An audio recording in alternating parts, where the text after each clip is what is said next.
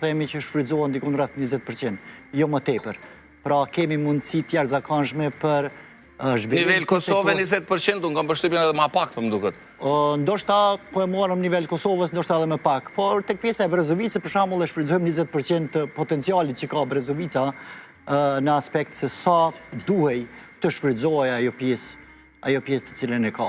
Ju e dini që sa i përket turizmit dimror ne kemi edhe pjesën e Prevallës dhe pjesën e Brodit tek Argjena, por edhe pjesën e Pejës, ku flitet për resorte, flitet për qendra skijimi, por siç është Borea, por ende që sa vite edhe nuk ka ende një fillim të punimeve për të bërë një qendër rekreative dimrore në ato zona.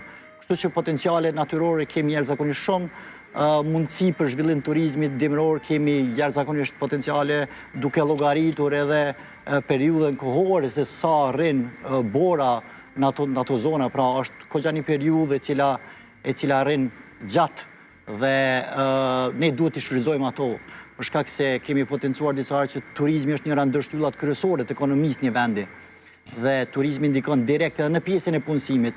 Atëherë kur ne kemi gjithë këto potenciale që i ka fal natyra, atëherë pse mos t'i shfrytëzojmë? Okej, te pse ja pastaj do të shkojmë sepse natyrshëm vjen pyetja pse.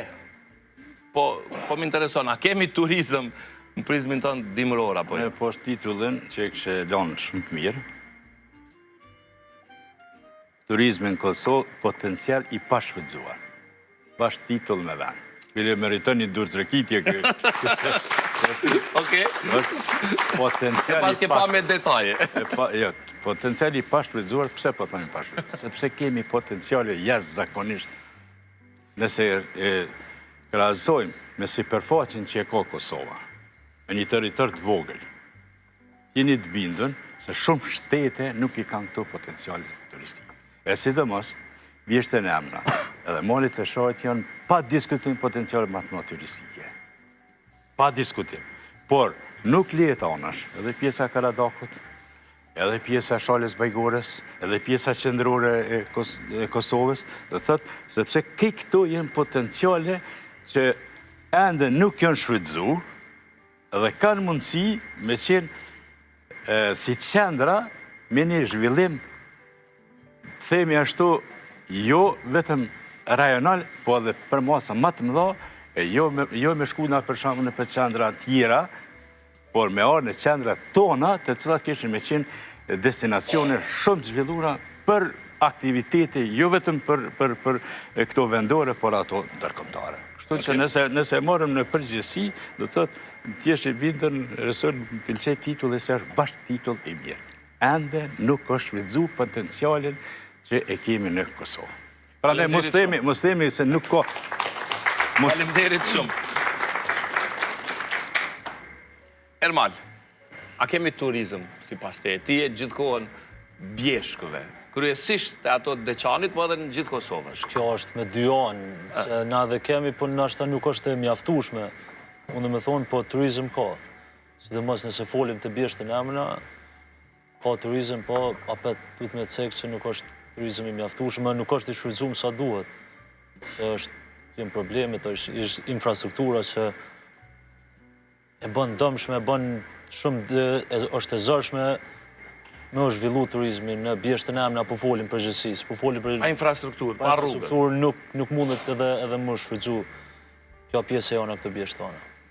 Mund të shojmë nga larg, po mundemi vështirë të arrijmë atje. Po ti s'mundesh me shfrytëzu komplet territorin, komplet Bjesht. Pjesë më të mira janë shumë vështira për mi pa, për mi shfrytëzu, për me zhvillu turizmin këto. Okej, faleminderit. Ardian, ju të dy jeni kështu free rides. Keni qef me dal jashtë pistës, po për më intereson kjo pjesa e turizmit në pistë. Sulën për fat, pjesën më të madhe të Bjeshtëve, ku mëshetit edhe verës, edhe dimnit, edhe sa ka mundësi, që shtanë dhe parafolësit, shumë pak shfrytëzohen.